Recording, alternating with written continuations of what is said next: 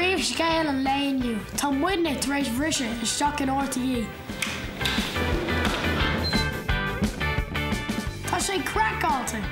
Oh my yeah.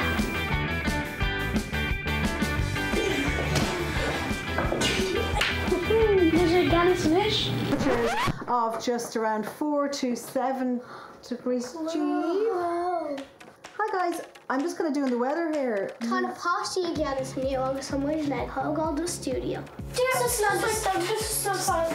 Okay. Well, that's all we have time for on the show today. Until tomorrow, bye! Dígrit. Dave, cé sibse? Orla agus Ava. Agus catar siúla gwibh? Támuid ganas inniuh. A bhfuil tú ina riorga? Tá. Slán! Tá daoine ar fud na tíre cána seacún in Gaeilge. Arrant. Diolfswein. Timo ceann. Orháin Ella Ariana Grande. Conna é. One last time I need to be. If I don't feel it, she's gonna lock. Yeah, so she's gonna lock. Tá sé